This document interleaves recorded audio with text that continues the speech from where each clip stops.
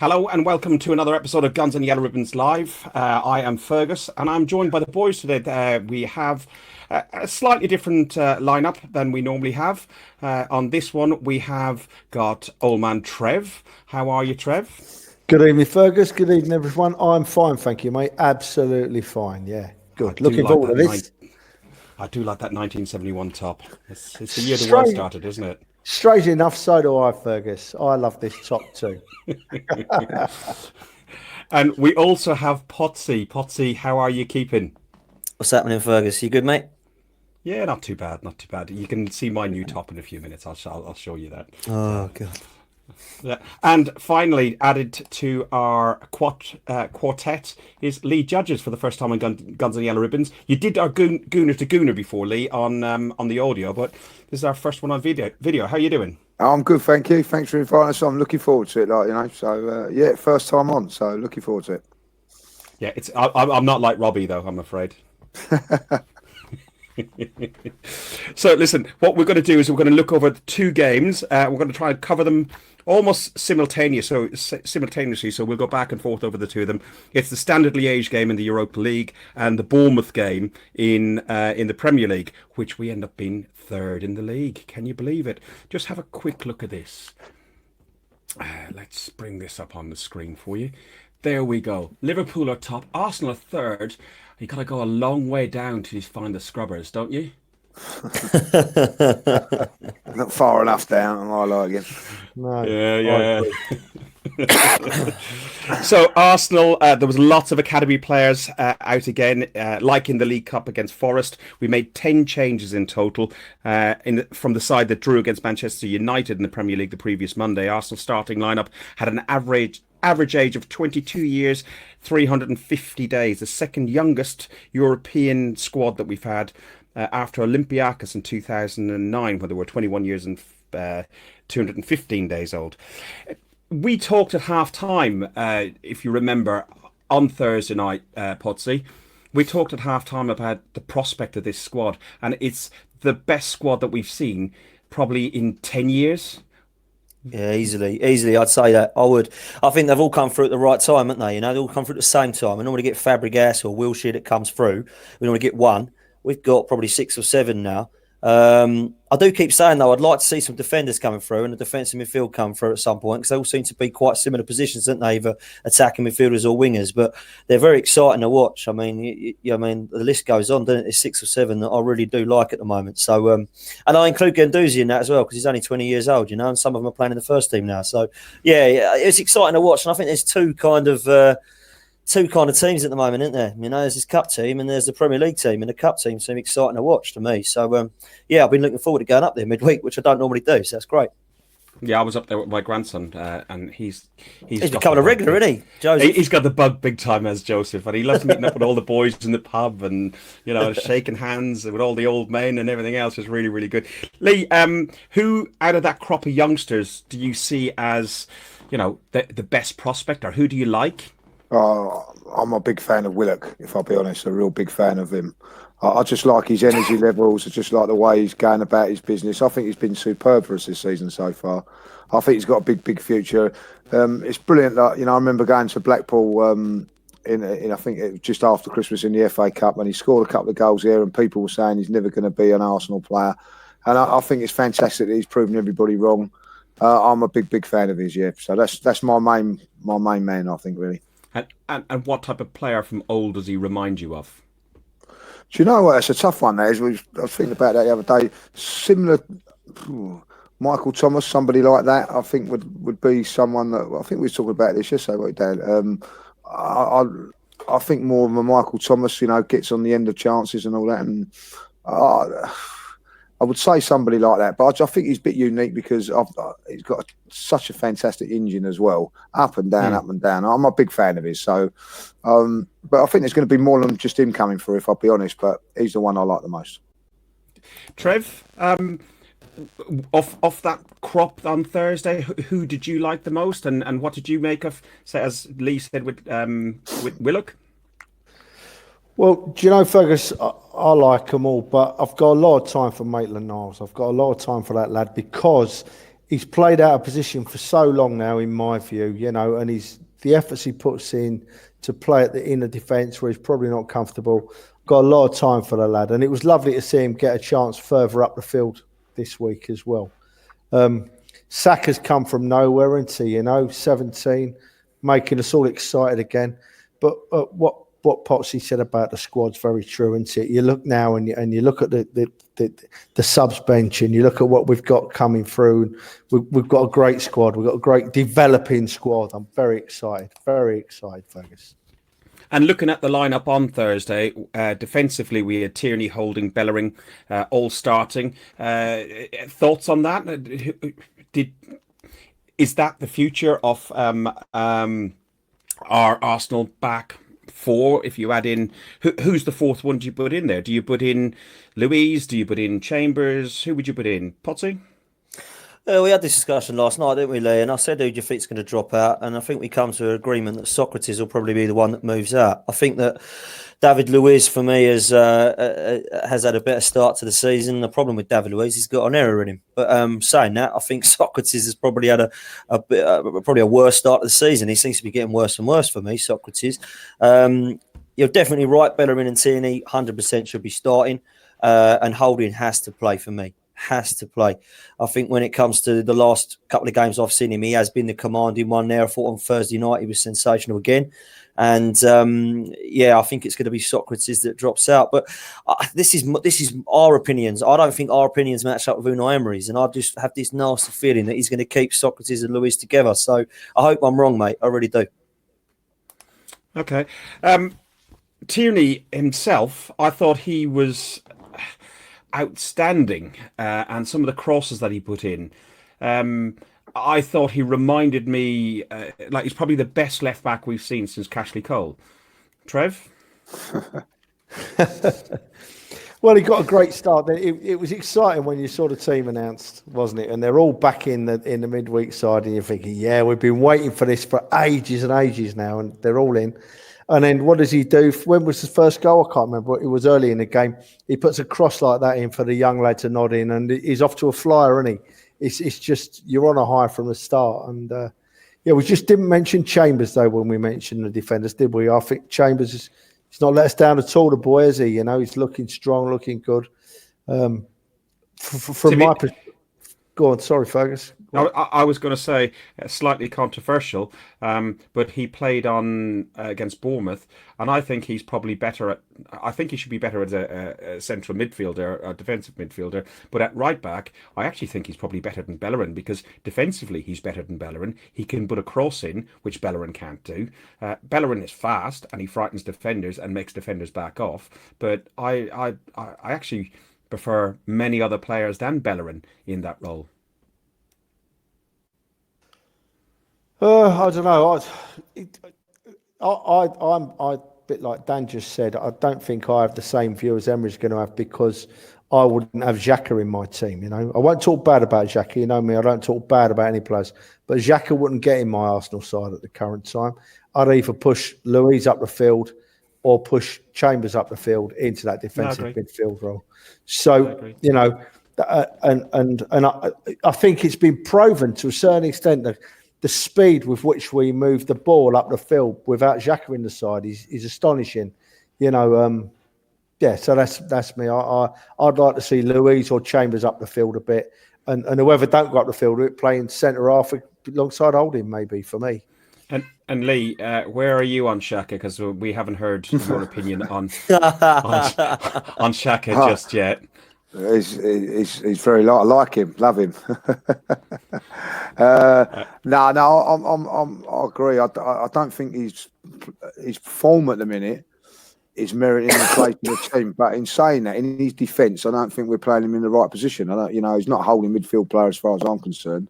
And in this formation that we're playing, I think he's better if there's somebody alongside of him, like when we played against Spurs in the second half. I thought he played really well there.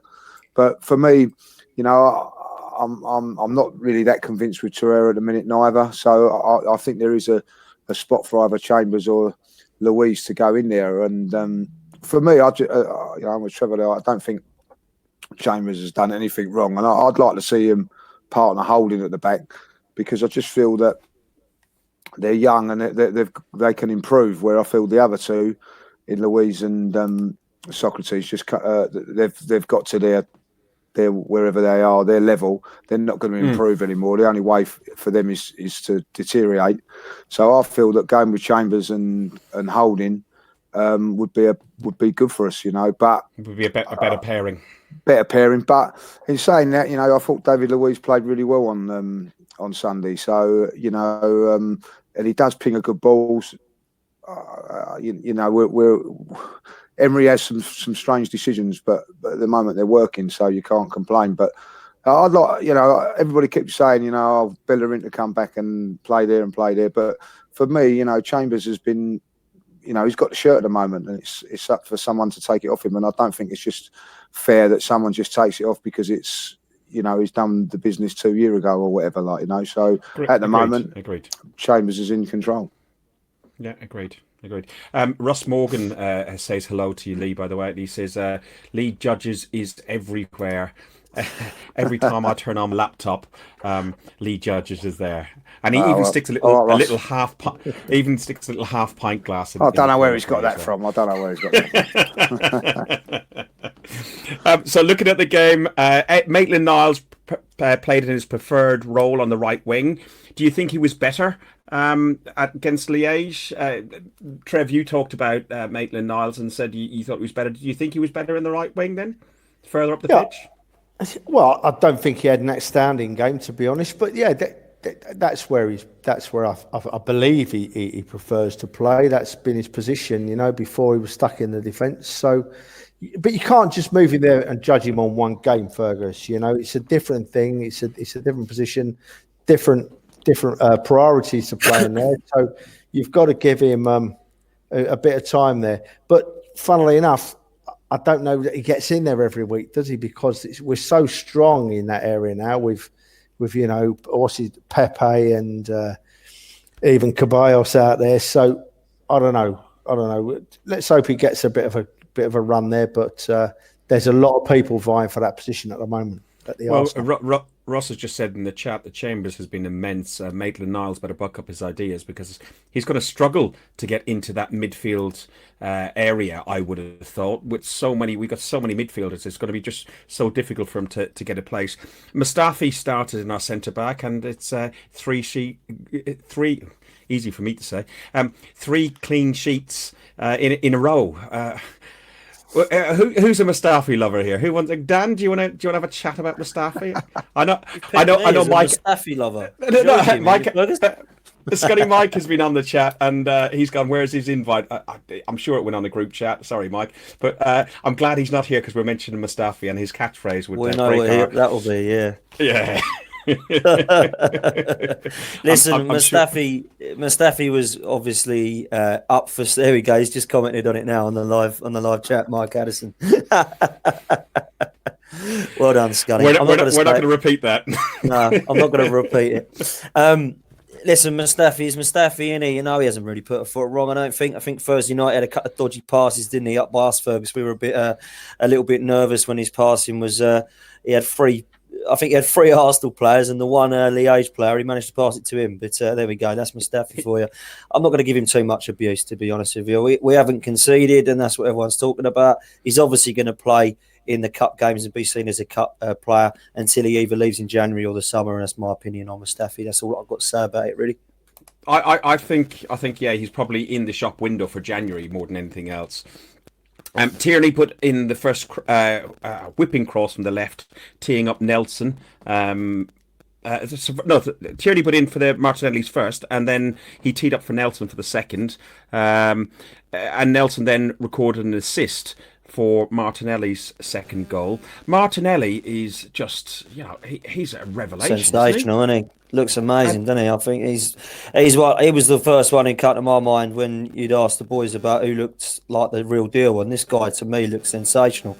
I know Willock's been doing it a lot longer than him in the last few games, and he's starting to get more in the first team. But for me, Martinelli's the one that just looks out of this world. I mean, he looks like he can do a bit of everything. He's got a lot of agility about him. I think he can turn plays. Looks like he can use both feet. He's playing more as a striker or a false 9 at the moment, but he can also play on the left wing. Managed to get an assist for Danny Surpassed, first goal. He did. He's had a great start for a few games. I think he's played 4, scored 3 and set up 1, hasn't he? That's an unbelievable first few games. So, yeah, the future's bright for this lad, without that. Well, when we brought on Aubameyang, which was a really unusual thing, we were saying at half time that Martinelli will probably you're right there. We'll probably replace Aubameyang or Lacazette in time to come, because he's for the future. Okay, he's making great strides now, but I think it was Dave was in our company, and he came along and said, "Oh no, I wouldn't see him out in the wing," and then Aubameyang comes in right up the centre, and Martinelli goes on the wing, and as you said, he gives the assist to Ceballos. Well, it looks like he can play across all three, doesn't it, in a front three? You know, and what has impressed me with Martinelli as well is that the 3 goals that I've seen him score, one in pre-season and one against Forest, one against Liège, have all been with his head. So, you know, that to me looks like he's got something in his locker that we need, because I can't remember the last time since Giroud that anyone scored with their head that weren't from a corner. So, yeah, he looks like a top draw player, he really does. Well, do you know what? This Martinelli bloke, I reckon he's given Emery a bit of an headache that he didn't expect to be having, you know, because he's come from nowhere and he's dazzled us, hasn't he, Martinelli? And when he brought Aubameyang on the other night, I thought to myself, he's brought Aubameyang in here because he wants to give him half an hour or 20 minutes playing with Martinez, lining him up for a bit of a game at the weekend, and that's how it panned out. Because not Martinez, excuse me, Martinelli. I've done the same. Don't worry. Yeah, I think he would he wanted to see Aubameyang and Martinelli on the pitch together, because he knew that possibly on Sunday they were going to play a bit together, and as it happens, they did, didn't they? You know, they had a bit of time together. Yes, it did. Yeah, it did. But that second goal Martinelli scored, the way he got the ball out from his feet, you know, and found the time to get the shot in, brilliant. I'm excited. Yeah. Somebody who didn't feature in the squad, and Lee, I'll come to you on this one, was no place in the squad for the German midfielder Mesut Ozil. Thanks for that, fellas. I've been getting enough pelters from it. I've had people messaging me, slagging me off about you rate Ceballos more than Mesut Ozil and all that. It's not the case, you know what I mean? I'm just saying how it is, you know what I mean, at this moment in time. For whatever reason, I'll state it now what I said before. For whatever reason, Mesut Ozil's being left out of the side, that's fair enough. But if you're going to do it to Mesut Ozil for not performing, there's other players he's got to do it to as well. So he's making his rod for his own back, Emery, by not doing that, you know. But you know, Mustafi's not been in none of the squads, and no one goes on about him so much. You know, it's just all about Mesut Ozil. The fact of the matter is, and I really do believe this. I really wanted Mesut Ozil to turn it on against Forest. Really, you know, send a message. But what happens is he done his little bit after the Watford game. He done okay against Watford, but he really needed to nail it down against Forest. You know, Championship side. He didn't. He come off at 1-0 within 10 minutes with 4-0. We scored another 4 goals. What does that tell you? And you know, and for me, as I said to people that have been messaging me about it, I support Arsenal Football Club. I don't support Mesut Ozil. You know, exactly. I mean, what's the most important thing for me is Arsenal winning games of football, with or without Mesut Ozil. That's how I feel. And at this moment in time, he's not performing, or according to the manager, he's not performing. So the manager's and it's the manager's right to leave him out. But I will say that if other players, you know, have not been performing all season, you know, Socrates is one of them, has not performed all season. You know, he's been a liability. You know, he could have given away a penalty again at Man United. I've not even seen that, but when I was coming home, everybody's going, "Oh, it's a definite penalty," you know. But he still carries on playing him, so I can see why people get the ump when Emery's not left out, when he's leaving him out. And why do you think he was named as one of the? I didn't think there was 5 captains this year. I've been corrected several times. I thought there was Xhaka as captain and Aubameyang was vice captain, but apparently there's still a panel of captains. Why do you think he named Ozil as a captain? Well, he didn't, did he? It's the players. So, you know, he hasn't got a choice. You know, that makes it more of a difficult position for him. Obviously, there's certain players in in the camp that do like Ozil, and and I imagine that he's a nice guy. I don't know, but these same captains, these same ones that picked him as a captain, picked Xhaka as a captain, and saying that he's great and everything there. He might be great in training, but he ain't certainly been great on the pitch, is he? But this is the thing. When you used to do like players play, it was always one of the most popular players that won it, never necessarily the best player. And I think that it's a popularity contest more than a captain contest, in my opinion. But thanks for giving me the Mesut Ozil one. Anyway, I appreciate that. Welcome. Welcome. He's got some work to do, isn't he? And simple as that. And if he does it, it's the best for Arsenal. As we said about Maitland-Niles. Maitland-Niles has got competition, but what that will do is make hopefully the players push the players, to say, well, if I don't play well, Maitland's going to come in, and that's what you want. You want competition all round. Yeah, well, you're right, Lee. Lee, you're right, mate. Maybe that's been a problem. Maybe it's been too cushy for him over the last few years. Yeah, I mean, a lot of camp, isn't it? Yeah, I mean, I don't mind talking about Ozil. And I'm like you. For the last 2 or 3 seasons, every time I've seen him run on the pitch, I've been thinking to myself, "Come on, Ozil, do it today for us. You can do it. Do it for us today." And he's let us down. And the fact of the matter is, from my view, right, he's not in the side at the moment because he's not playing well enough. Simple as that, right? Nothing more, nothing less. He's not playing well enough. And if he improves, he'll be back in, won't he? But he's not doing it, I just don't think he's an Arsenal type player. I don't think he suits the setup of what Emery is. Do you know the difference and why I've gone a little bit on, why I go on about Surpassed a little bit better than Mesut Ozil? Because even when the game's going tough, Surpassed wants to get the ball. He wants to contribute. He wants to come and get the ball. But what I see of Mesut Ozil is he's on the periphery all the time.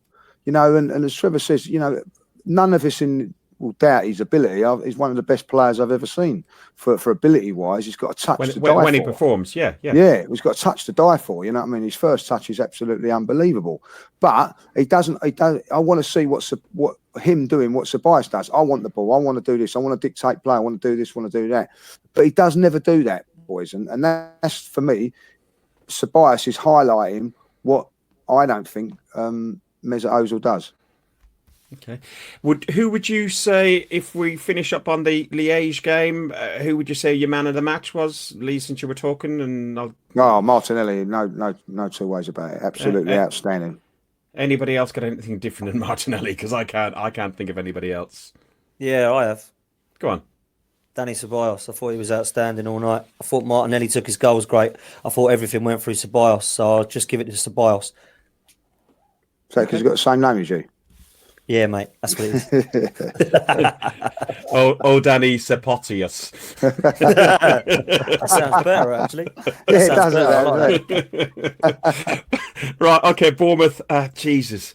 We were going to try and meet up with you, Lee, in the pins beforehand, but I was driving down, so I couldn't be asked to walk up that far, and I think you were doing some other bits and pieces as well. And it's that 2 o'clock kickoff was just... It's strange, isn't it? It's not an early kickoff you type of deal with. You just go, right, get up, get on the train and get straight down there and get into the pub.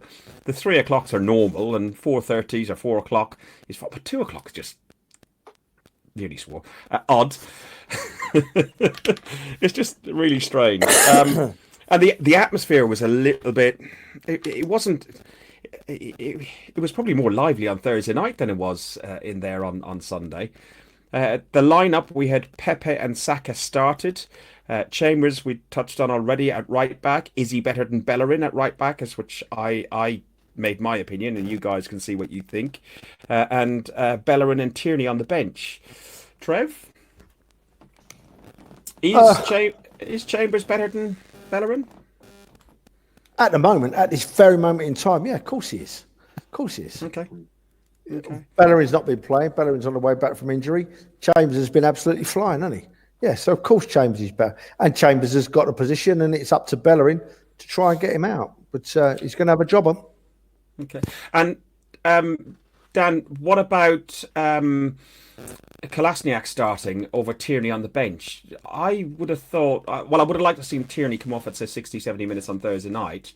And that would have meant that he would have probably started on Sunday. With the international break coming up and everything else, I thought he should have he should have started with Tierney. Do you agree? I'd like to have seen. I like Kolasinac when he's on the stands. Oh, I bet he Trev, wouldn't what say is that it? to him. Trev, what is it with this guy? You love this guy. Yeah, Kolasinac for me. I knew it was going to start. I told you he was going to start. I knew it'd be the back four that was at United, and it was. Chambers, no problem with that. I think you boys are right. I think Bellerin's still coming back, and Chambers ain't put a foot wrong. I knew it would be Luiz and Socrates.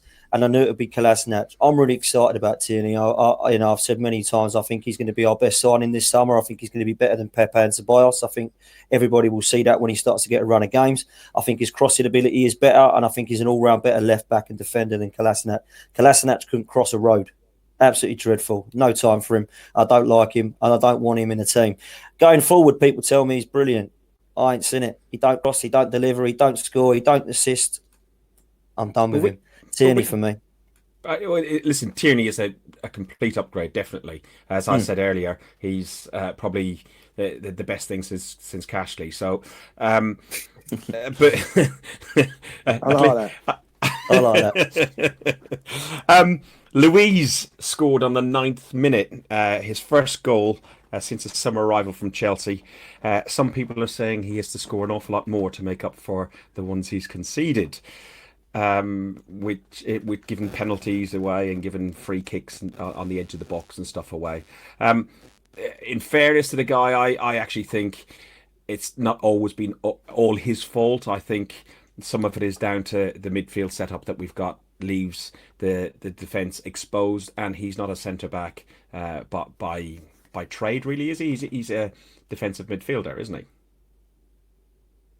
Anybody? Sorry. well, I don't know. Go on, Trev. Who's I, going? I don't know what his position is, to be honest. Is he a defensive midfielder or is he a centre half? He's playing centre half for us at the moment. So, from my perspective, he's a centre half, and he has made too many mistakes for my liking. But what was nice, it was nice the way he headed that goal. We ain't had a centre half for ages that drives into the penalty area and gets on the end of a cross, have we? Not since the going back to Adams and Bold and Keogh, and who'd be all over the place, heading goals. So that was nice to see. But I'm not convinced by Louise at centre half, and I think now Holding's back fit, and we've got Chambers. I think I'd even prefer Socrates in there to Louise. I think there's other options for Louise. So, but yeah, Louise is a centre half at the moment. That's where he plays. So, yeah. And Pepe, he went down in the penalty area. It went to VAR. I know, Trev, I don't know, you said you saw some highlights because you had internet problems out there in sunny Cos. He's in his bloody shorts still, Lee. Good luck then. Oi, oi. Hang on, it's a family show, Trev. But you mightn't have seen the replay, but from inside the stadium, we were all screaming for a penalty. Did you think anything different? And when you've seen the VAR decision, did you think it was a correct decision by VAR? Potter, you go first, and then I'll go to Lee. Personally, I didn't think it was a penalty. No, I didn't see much wrong with it. In the ground, everyone shouted, but everyone does anyway. But we were up the other end, Fergus, weren't we? So I couldn't really see how much contact there was.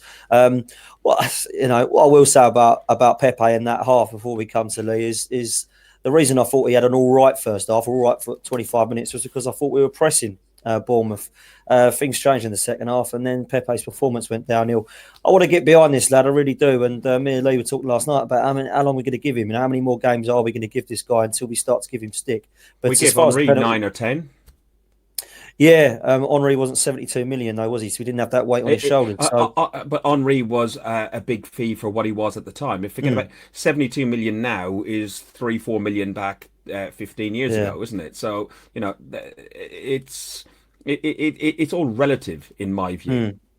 Yeah, and I think what Henry didn't have was people knocking on the door, and I think Pepe's got that now. He's got Saka, he's got Martinelli, he's got Reece Nelson, and he's got players knocking on the door. And you think, actually, how long ago do we give this guy? But listen, I'm not one to get on the back of him. I want him to score so badly in open play and get that confidence up, and hopefully we'll see a talent there.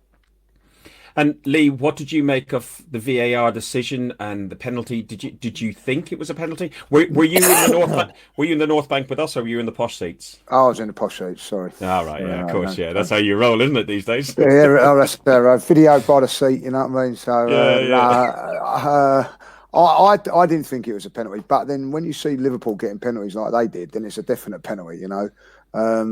I feel there has to be a little bit more than that for it to be a penalty, if I'll be honest. And I think he just gets the ball and it ricochets and then he takes him out again, doesn't he? Listen, I've seen penalties a lot easier go against us at times. Yeah, and by Mr. Atkinson, you know what I mean? I've been interested if it was down the other end. I think he'd have give it because that's the way he is.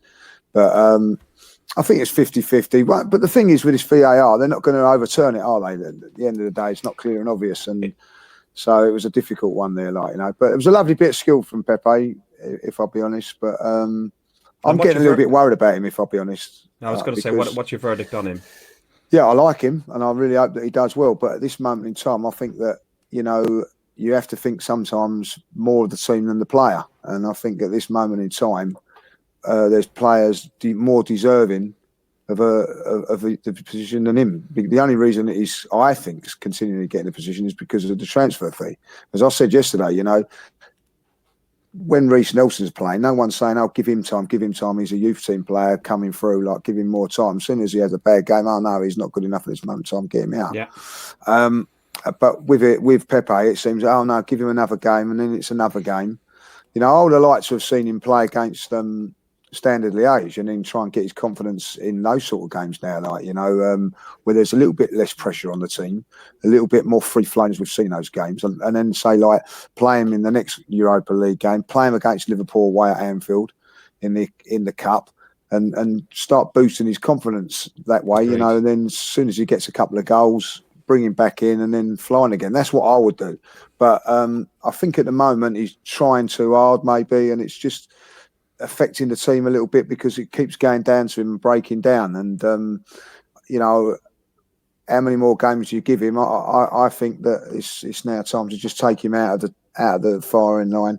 Okay. And you know, this is what the good thing about the Europa League for us is that we can bring players in to get confidence, get players back from injury, and also bring in the youngsters this season. So it's a good season for us to be playing. It's one season only, but it's a good season for us. And then, but that's what I would do with Pepe anyway. And hopefully he comes good. Listen, he's got talent. There's no two ways about it. But at this moment in time, he's not quite doing it. Okay. We've had a question in from somebody called Donna Potts. I don't know. Oh my word! Hello, Mum. Talking of competition, who do you think will make way for Lacazette once he's fit? What a great question! What a great question there. Yeah. Who wants to answer it? Better than Dan, she is, isn't she? Like, oh no, we did get her on here. Yeah, we're going to get her on next time. You can replace me. We need a Goonerette on as well. Yeah, we do. Well, Melina's got to come on at some point. Just life gets in the way, so but we'll have Melina on afterwards. Oh. So who wants to answer this one? Go on, answer your mum. Go on. Hey, all right. Thanks for that, Mum, and thanks for watching. I think it will be Saka who loses his place. Unfortunately, I think we're going to see Aubameyang pushed out to the left again, and I don't like that. And I want to see Aubameyang up top.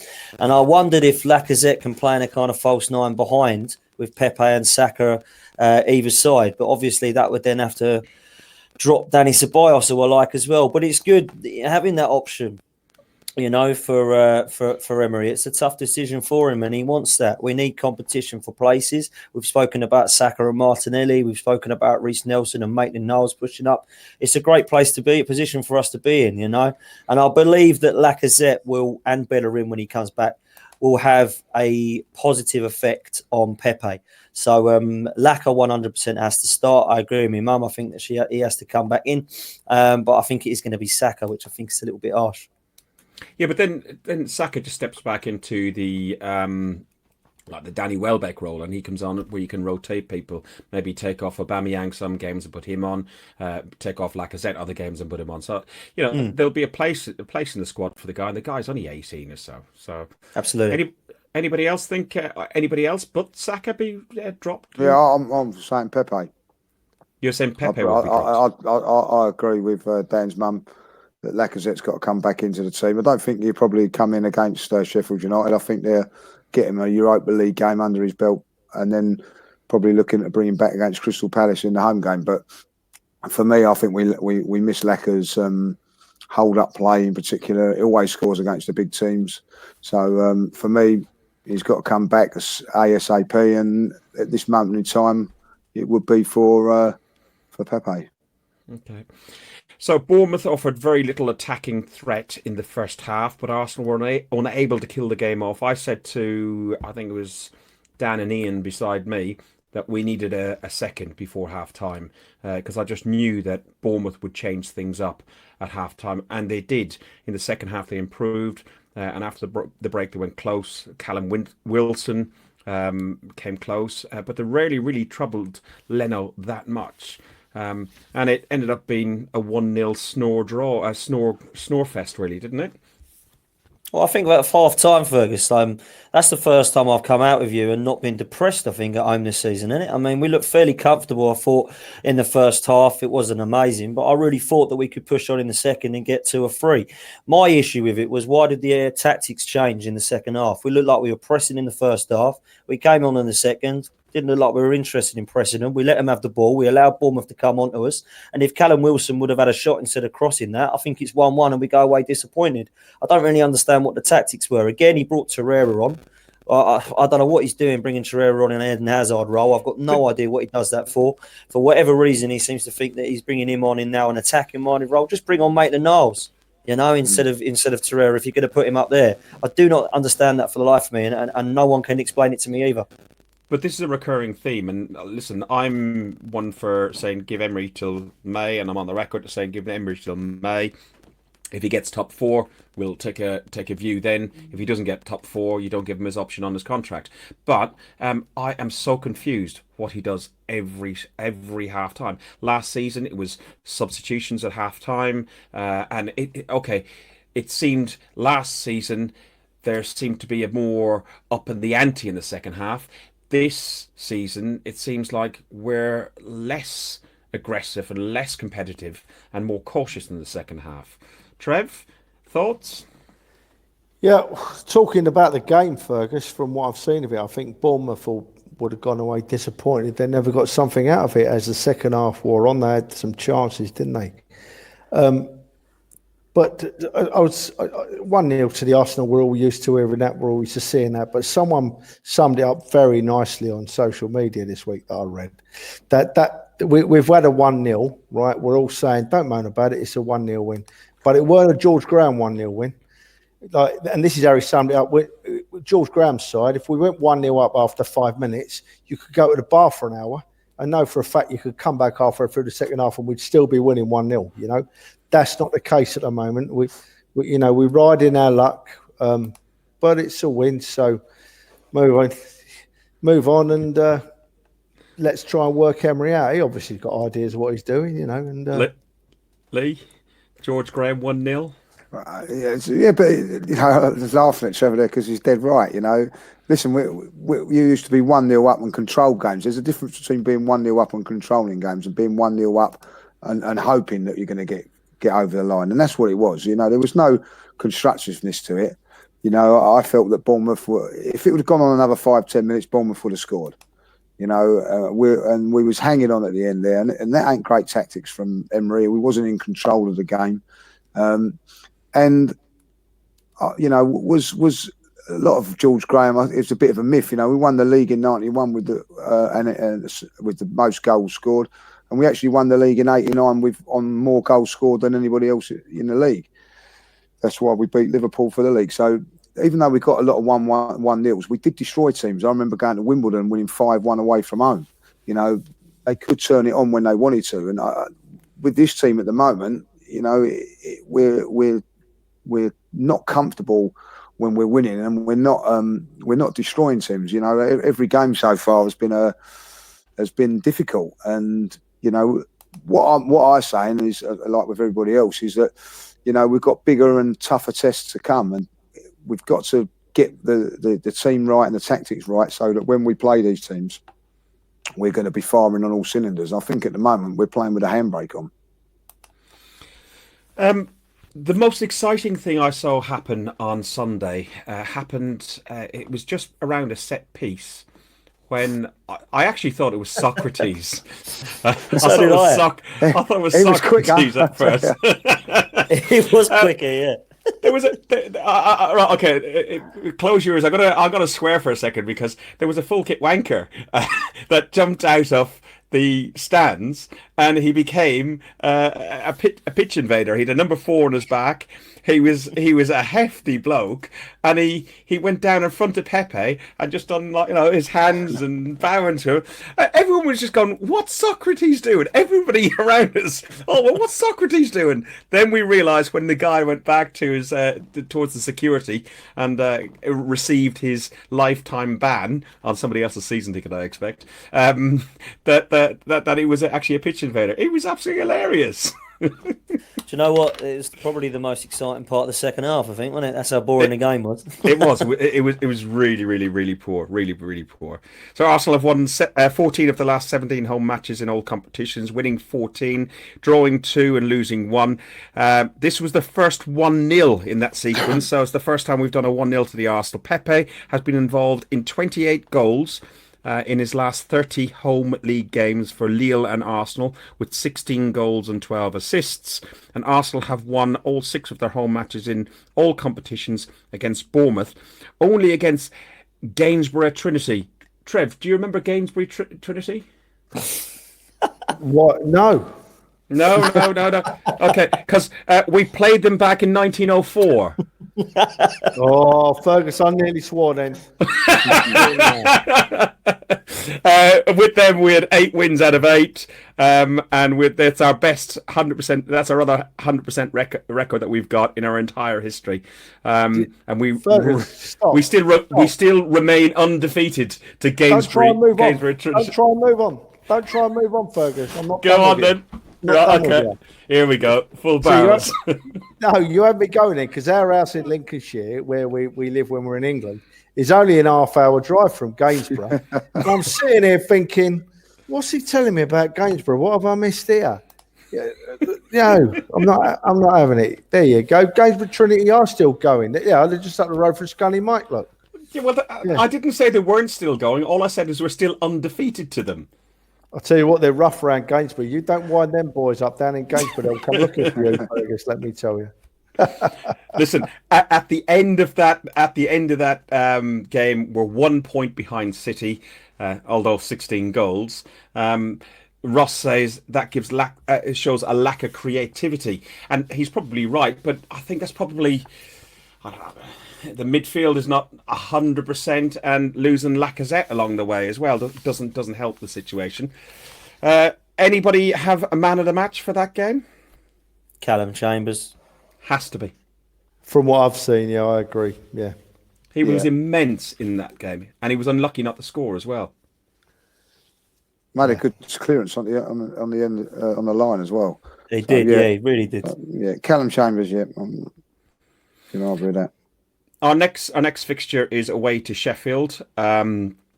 That's Sheffield United in 2 weeks, so no football for us for 2 weekends. Well, it's actually a week and a half with the international break, but it's 2 weekends, and it's the second time that we've had the international break and then played Monday Night Football, which is absolutely crap, really. We touched on Xhaka. Is he your captain? Anybody want him as your captain? Nope. You know, he's missed 3 games, Burnley, Frankfurt and Standard Liège. And in those, we scored 11 goals. It just shows that he slows us down. Are we less direct with him? Would you change his position? Or who would you rotate him with? Lee? Go on, Potsy, go on. Sorry, Fergus. Yeah, I wouldn't change his position. I wouldn't have him in the team. My balanced midfield, if I could pick everybody that was fit, I'd have Torreira in the DM role, and then I'd have Guendouzi, and then I'd have Ceballos. I think Willock, for me, would be ahead of Xhaka if I had to change things around. Xhaka would be my 4th choice. I don't think Xhaka is a defensive midfielder, and what you're doing ideally, or what Emery is doing, is he's technically putting two players out of position. So he's using Xhaka as an anchor in midfield, and then he's using Torreira as an anchor, and then he's got Torreira playing in this ridiculous number 8, number 9, number 10 role, and it's not working for me. So Xhaka needs to be up the team, but we all know that he's not going to, because one, he's our captain, and two, he's the only defensive midfielder that Unai Emery believes we got. So we're stuck with him. Would you do anything differently? Are you a Xhaka fan? Oh, I love him. I love him right now. Shaka Khan is your ringtone, isn't it? He's watching this, Lee. That's what it is. Yeah, no. I would, if I was to play Xhaka, I would play. See, the problem that I think that Emery's got, he wants to play Xhaka, so you've got ideally the two that he should play is Xhaka and Torreira next to each other, and then Surpassed is the one going forward and making things happen. But Guendouzi is playing so well, it means that he can't do that. So what he's trying to do is trying to cater. He's trying to put them in, get them into places that they don't belong, and that's why the midfield is being unbalanced. He's got to make a massive decision, and I think when we play like we did in that against Spurs. If you go back to the game against Spurs, we played Xhaka and Guendouzi there, and then Surpassed came on, and we tore Spurs apart. And Xhaka played really well that game, but the fact of the matter is he's got to leave one of them out, and I don't know. I don't think realistically on long term Xhaka and Guendouzi can play that role, because Guendouzi's got full of energy, full of running, and he's going to go out of position quite a lot. So it's a difficult one for him, but because of that, realistically, I do believe that the team would be better if Xhaka doesn't play. It would be more fluent. But when you listen to Emery, he turns around and says, "Oh, the one player I trust is Xhaka," and listen, he's a nice guy. I've got to say that he's a very, very nice guy. You sat with him, didn't you? Yeah. That's why I've not changed my opinion of him. But Clang. He's got seats that are next to me. You know what I mean? So when he don't play, he sits there. So. And I can say that the game against who was it where he got booed off was against Aston Villa, if you remember that game. Yes. And 2 days later at Nottingham Forest, he was in the stands. Any fan that come up to him, he was giving photos, giving autographs, talking to him. He had a chance there to just, they booed him or cheered him off in that game. He could have just ignored and put his out over his head and not say, but he didn't. He was very, very good with all the fans. So from that point of view, he's a nice guy and all that. But that doesn't mean to say that he should be playing in the team. And I don't think his performances at the moment. Oh, I actually said to him, you've got to improve on this. I thought, well, I'm going to say it. So I did. I had a couple of beers. So I said to him, I think you've got to improve on this and this and that. And he turned around and he said, I work hard in training every day to improve. So he says the right things, but unfortunately, and I will go back to this. If the players are making him captain, there must be something that you can do, because if you feel that he's not good enough, you wouldn't be giving him the captaincy. Well, Wenger picked him every time he was fit. Unai Emery picks him every time he's fit, and the Swiss manager picks him every time he's fit. Although he plays in a different position for the Swiss national team, he plays a much further forward role. Yeah, but then you've got to play him there, then, haven't you? And that then gives him competition with other players. Is he better? Is he better than Surpassed in that role? I don't think so. Is he better than Willock in that? As Dan pointed out, I don't think he is. I don't really know. I think you can just play in front of the front two if you play a two and then a one.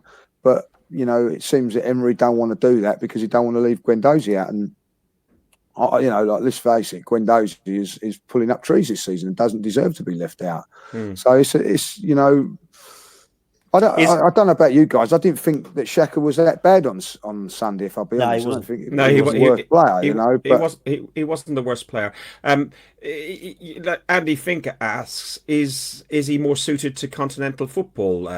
Podsy, what do you think? Is he not up to the hustle and bustle of the Premier League? Well, it's a strange one. It's a good question, actually, Andy. I think that when it comes to it, I think Xhaka has got that little bit of bite about him, which would, in some ways, suggest that he is suited to the Premier League because the Premier League's quite physical compared to La Liga or Serie A or whatever. For me, I don't think he's good enough for the Premier League because I think the Premier League is the most competitive in the world. So maybe he'd be fantastic for a team that was over in Serie A that was, even if it was a better team than Arsenal in Serie A. So if he went to Juventus or if he went to Bayern Munich or if he went to Barcelona, Real Madrid, you might see a different player. But for me, his range of passing can be good on his day. I just don't see what else the guy does. And it doesn't suit the team. He slows the play down like we've mentioned already. And I'm not the best person to talk to about Granit Xhaka because I am not a fan of him. What I will say is, like Pepe, I'll get on players' backs if they've not done their job.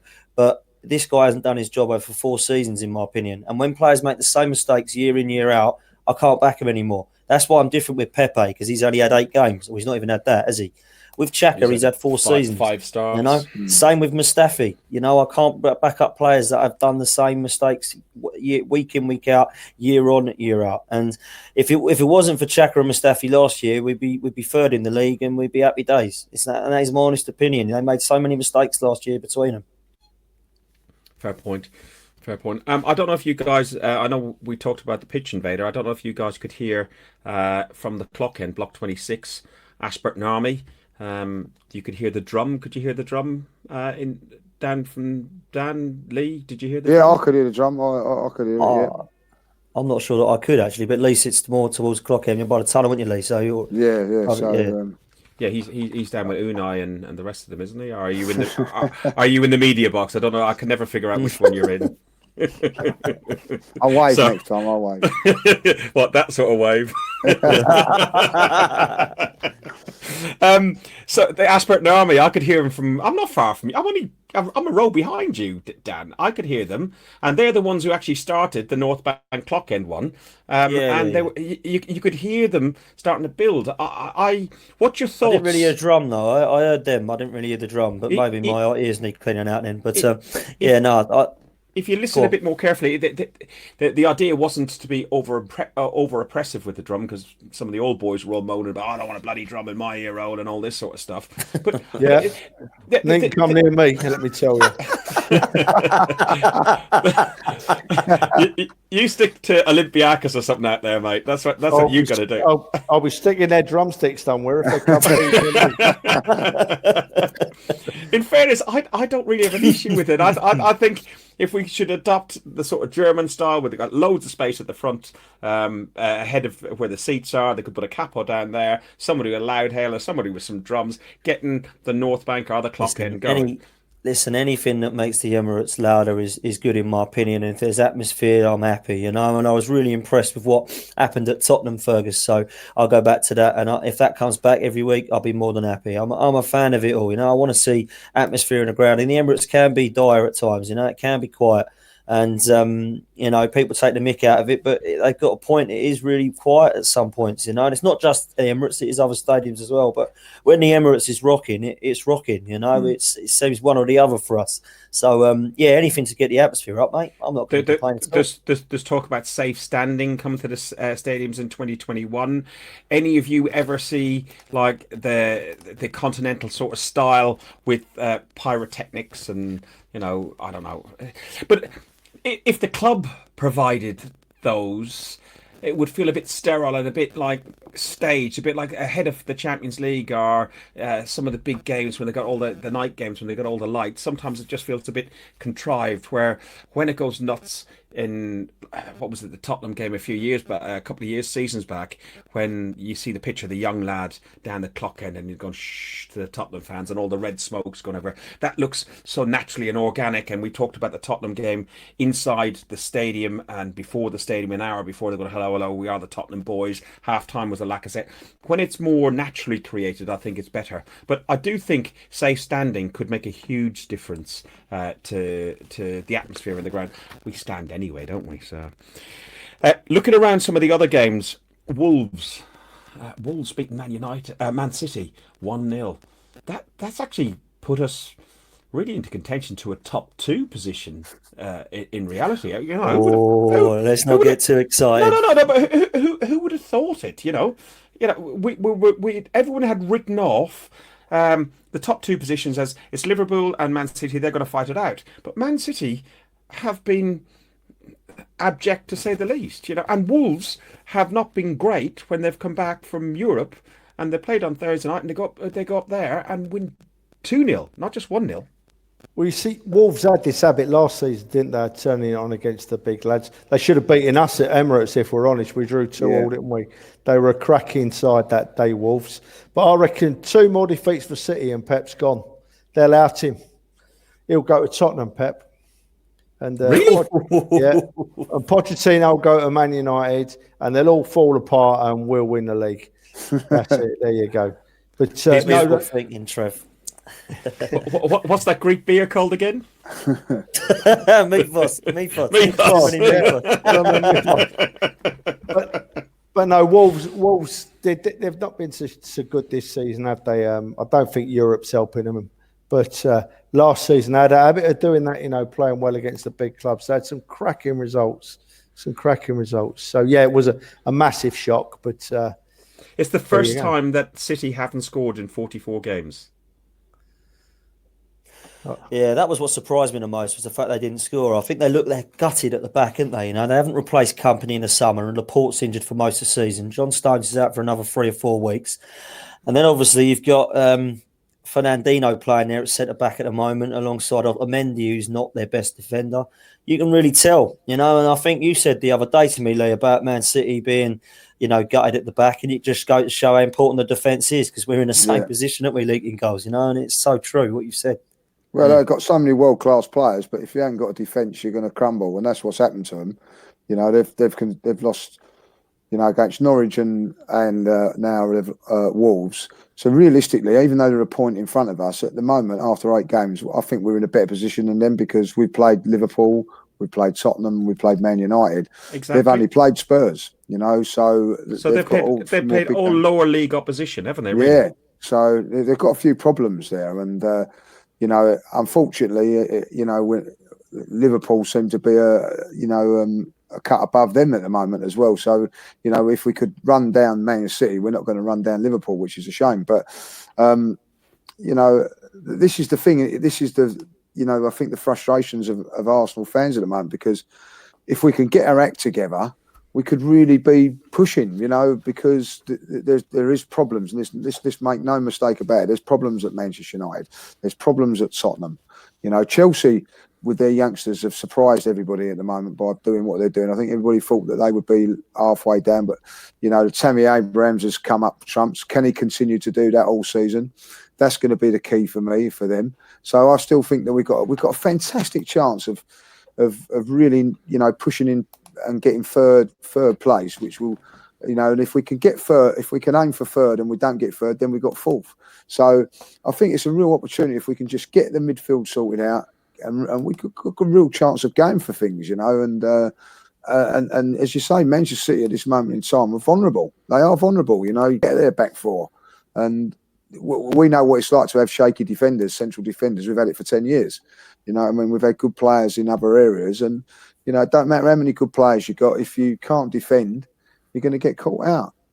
The last topic I've got here on the Gooner debate was regarding United. You touched on United, but Newcastle United in this case. You got they beat Manchester United 1-0, and there's the Longstaff brothers. One, the passion of that young fella when he scored that goal, kissing the badge, and I think it was actual genuine passion. But also, you look at what we're doing with Saka, with Nelson, with all the youth players that are coming through our academy. Saka apparently has been with Arsenal since he was 4.5 years of age. But the Longstaff brothers are academy players. More and more the teams are investing in their academies. And is it now going to be more about development and investment in your academy setups, rather than just petrochemical bloody dollars just buying the league? Because I don't think this £100 million, or eventually it'll be £1 billion player at this rate, but I don't see it getting into. I can't see this continuing. I can see like the bubble bursting to a certain degree. I hope so. I hope so. I hope it is going to get to the stage where a few youth players come through. Congratulations to that young lad, by the way, Matty Longstaff. That was great. Then beating Man United, superb, and you could see passion. And well done to Brighton, by the way, because apparently they beat someone 3-0 on Saturday as well. So well done. I don't normally look that far down the league, did they? That's it, mate. But listen, you look at Man United and Chelsea as two examples, right? Now, Chelsea, I know, have had to do it because they haven't got they've got the transfer embargo. Man United have spent 130 million on both Harry Maguire and Wan-Bissaka, right? And you look at what Chelsea have had to do. They've brought Reece James, Tomori, Mason Mount, and Tammy Abraham in, right? And they've still got Callum Hudson-Odoi. That's 5 players there that have probably been their most consistent performers this season. Okay, now I think that for fans is just as exciting as spending 150 million on 2 world-class players, because you've seen 5 of your youth players performing week in, week out. Chelsea have really surprised me. I've got to give Fat Frank some credit there, because I thought Chelsea were going to be, in Man United's position, but it's been completely the other way around. And I actually think when you look at what Arsenal are doing as well, I think our youngsters are probably, the next best thing as well, because we're looking at the players we've just mentioned earlier coming through, and I'd rather see that than having that, 72 million pounds worth of Pepe's around your team that don't perform. So let's hope that we do start to see that with the team, because I think that that is the way forward. I think the one team that have impressed me this season as well that we haven't touched on is Leicester. And Leicester have got some really good young players as well. You look at James Maddison, you look at Chowdhury, you look at Tielemans, you look at Ben Chilwell, and all of a sudden they're starting to look a real force under Brendan Rodgers. So that top 6 is up for grabs, boys. It really is. But let's hope that we can get that 3rd place, because I think we have got the 3rd best squad in the league personally. So let's hope we can get 3rd place. And we've had contact from the blue side of London. Jazz Ray has said to us that apparently Arsenal will get nowhere near City. Stop dreaming. Jazz, you're probably right, but we can always dream. But you're Chelsea. Sorry, obviously you're not a Chelsea fan, but Fergus, Jazz is probably the best fisherman on social media. Jazz Wright is the best fisherman on social media. Don't buy it. Don't give it up to him. What Dan just said about Leicester, right? Leicester were very unlucky, I thought, against Liverpool at the weekend. Very, very unlucky indeed. And going to Chelsea, they've shocked me as well, Chelsea. They've done well. And I think our man Fat Frank, has got a lot to do with that, because you've got young players there. And Jody Morris. But more importantly, Fergus, they've got a young manager there who them young players can still relate to. It's not an old bloke like Fergie or Jose or Wenger. These young players, they've seen Frank play, and they relate. They're on the same wavelength. Plus, Fat Frank has become one of those millionaires like they've become, unlike the likes of Wenger, unlike the likes of Fergie and stuff. They would never seen the shackles that come with modern day football and modern day wealth. So it is definitely he's got more empathy with the players that are in place at the minute. Anyway, going back to the Arsenal, because we're Arsenal fans. Don't you roll your eyes at me, Fergus. I saw you. I didn't roll my eyes. I probably looked at the screen up here. I've got 2 screens. I got one up there. Fergus, someone put a really interesting comment on earlier. You didn't put it up, but it's just got my mind ticking over. What one was that? I can bring it up and we can have a talk about it. With all this going on, about I've thrown myself right off track here. With all our forwards we got now, with Pepe and Saka and Laka and Martinelli, what happens to Nketiah next season? Where does he go? Yes, I did see that. I'll bring that up in a second. Who said that one? There's a few on here. It was Ross again. Ross Morgan. Christ, Ross, we nearly have to pay him a retainer at this rate. Martinelli, or Nketiah. Who would you have? I just think that it's a great move for him to go to Leeds. I'd stick him there for a couple of years. Yeah, if they'll have him, you're right there. Yeah. I'd do that for a couple of years, and if they get into the Premier League, let him have another year in the Premier League with them. And then, Aubameyang's will be 32, 33 then. And Martinelli and Eddie. I'm going to say Eddie because I can't say his second name. They're going to. You can come again. You make me look good. They're going to be the future, and I think that's what I would do with him. I think that's a fantastic move for him, by the way, to get Leeds on loan. I do. Magical move, really. Fantastic move for Leeds as well, Lee. Yeah, brilliant. I think both ways. I think it's great. I've got some Leeds fans as colleagues, and they're very, very pleased with Nketiah. He's not starting many games, but he is getting a lot of game time. Of game time. So, listen, guys, it has been really, really good. Lee, thank you very much for joining us. No, my pleasure. I really enjoy it. Thanks for having us on. I really appreciate it. Thank you. That's fine. Trev, you can get back and probably turn the aircon on or something, or whatever else is that you do out there in that sunny weather. We got the central heating on over here now. Have you really? Yeah. I'm hoping she's got the aircon going in the bedroom. That'll be nice and cool when I go in there. I can, get a nice night's sleep, and I've got a long day tomorrow around the pool. It's going to do me head in, but someone's got to do it. Yeah, please do not swear you're live on Guns and Yellow Ribbons. Potsy, thank you very, very much for joining us as usual. Thanks, and fitness into your and Lee's heavy schedule for podcasting. As I think Ross said earlier. Go on. Can I just plug Lee and Kevin Campbell's channel as well on YouTube, the Kevin Campbell Show. Get yourself involved. Go on YouTube, subscribe, watch it. Hopefully we'll get Kevin on here sometime soon. We're hoping to get him on tonight, but he's obviously busy. So hopefully we'll get him on another time. But please go on and get yourself subscribed to the Kevin Campbell Show. Lee, do you want to tell us a bit? Do you want to tell us a little bit about it then before we go? Yeah, just me and Kevin are like obviously good mates, and Kevin asked me through Arsenal Fan TV. Kevin asked me if I'd join him and do a show. So I've been doing a show. It's been getting great feedback. He's a great guy, Kevin. He's a really good guy, not just because he played for the Arsenal, but he's a good guy. We've been doing it for a few weeks now. If you've not seen it, go back and have a look. He's a proper gooner, isn't he?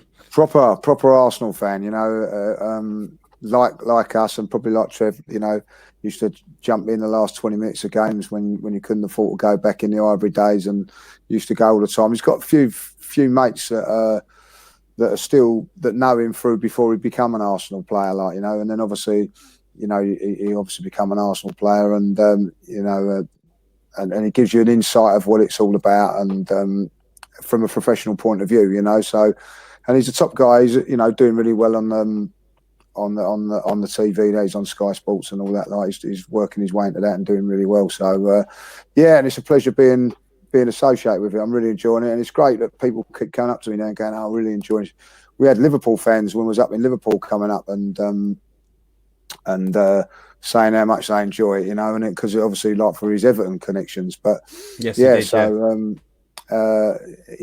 all round. He's a football guy as well, and if you get him on Twitter, he'll interact with you as well. So it's great, and that there are players out there that will do that, and he's definitely number one for it. Is he one of the last of the old school? Yeah. Well, I don't know. I think all of those guys. The good thing about it, and getting to know a few of the players. And that from the old school, they're just like us, really. They're just same sort of backgrounds, but were lucky enough to become professional footballers and play for the Arsenal. And if you talk to them, they've got a passion for it, just like us. And some of them are Arsenal fans. I don't think with Kevin, he's genuinely an Arsenal fan. When you go to the away games. He's jumping up and going mad when we score and all that, which I find funny because he's actually been there and done it, So it's but they're all the same. They all supported teams before they played for football teams, and for us, Kevin was an Arsenal fan before he played for Arsenal, and he's very, very passionate about the Arsenal. Yeah. Apparently, he likes a bow tie as well. He does love bow tie Thursday, There's a story to that, but I'll let him tell you that one day, You see, the thing is, right, that the players, Kevin Campbell was probably one of the last of those generations of players where they did communicate with the fans more. It was easy to get to the players. I can remember many years ago, I can't remember what year it was in the 80s, we had a midweek League Cup tie away to Doncaster Rovers. And we went up and we're in their ground. And John Lukic come out to warm up. And I shouted at him and he spoke to me for 5 minutes before he started his warm up, you know. That's what it was like then. And it's a shame they're not thanks for that, whoever that was. It's a shame they're not as approachable nowadays. I suppose they are, but it's more high profile in it, so they have to be careful. But it was lovely them days. I can relate to what Lee's saying there. Proper players, proper fans. Yeah. And David Lillier, by the way, is a really nice bloke as well. David, I've met David through Kevin and that. Like, he's a top guy. Really nice. They're all like really nice guys. You know what I mean? Nigel Winterburn's a very, very nice bloke. I've met Nigel. I'd done the Legends tour, and he was talking about when they used to be at Highbury, and they'd park the car, and if they were late in, they'd have to walk down Annaville Road and go into the marble halls and go to the dressing room, and they'd meet fans as they're walking to the game, and they'd go, "All right, are you playing, mate?" and all this, and they would talk to fans. I honestly can't see many of the modern day footballers doing that.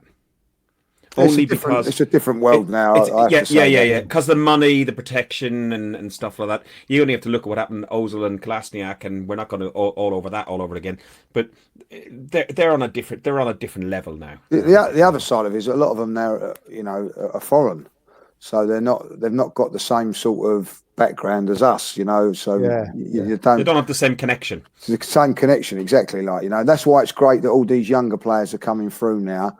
And you have a connection with them, like, you know, because these guys that you see, like Reece Nelson's brother goes to games, you know, and you know so they're getting that connection back because they're all come from where we come from or whatever, like, you know. So, but you know, football's changed, but these guys that in this generation haven't, you know, they're willing to talk to people, you know, and they enjoy it, you know. You know, it's an education to see it, but like, you know, you can, as you say, like, you walk up onto the train and, you know, like Kevin gets on the train and he's not going on first class or anything like that. He just goes in with the normal people, and and you get to talk to them, and that's how it is, you know. There's no, I think now they all go first class, don't they, and everything like that, because they've been brought up to do that, I suppose. Joanne from the We Care to You, Joanne Tester, said that she walked up from the tube with Rocky many years ago in the good old days. She also says, lucky Joanne. She says, I think the players want a connection with the fans, but the clubs just start treating us like a threat to their own players, which is probably what I'm saying about with the money and bits and pieces that are on. I'll tell you what, just want to say one thing though, and I think that it's just starting to change a little bit, and I believe that Aubameyang has changed that philosophy a little bit, because I was standing outside the Tollington on Sunday, and I don't know if you know where the Tollington is. All the players drive up that bit there, stop at the traffic lights. People get photos and all that, but he stopped at the traffic lights, and the whole pub started singing his name. What the that song? They've done that one as well for you, Fergus. Good. They've done that one. It died of death very quickly, and then they went on to the Aubameyang one. But like, they was all singing that, and he wound down his window. Went down his window, bibbing his horn and sticking his arm out. You know. I think a few years ago they would have just drove off. You know what I mean? But he was interacting with the fans, loving it. Mendy's done the same, hasn't he? Yeah. So, and I think that there's a little bit of that, and I think that, you know, since Aubameyang's come into the side, I think that he's really interacting with the fans and doing things like that was great. You know, like years ago, I've gone past the side and they just get their head down and just drive. But now they're all, you know, like, as long as there's no danger, they stick. They wind down. You know, Martinelli wound down his window and cheering and all that. Like, I think that's fantastic. I think they pressed the button, Lee. I think they press the button. They don't do the keep fit windows. They do the press the button. Yeah, no, well, yeah. So I can see a Bamiyang leaning over the passenger seat like this. Yeah. I press it. They get their drivers to press down a button, but but they are interacting with the fans, and I think so. That's a good thing. So, and I think that, and all of a sudden you start feeling a bit more warmth towards them. Yes. Do you know what I mean? Where over the last few years you felt disconnected with them. So, but we've overshot anyway, but we might as well carry on this because it's quite a good topic. Do you think that's probably with the change of regime, the change of losing Gazidis, the change of Wenger, and Emery's sort of ethos of you work harder, and do you think it's all around that? No, that's a good point. I think there was definitely something like that, because I think the board realised that they'd lost the fans at some point the season before last.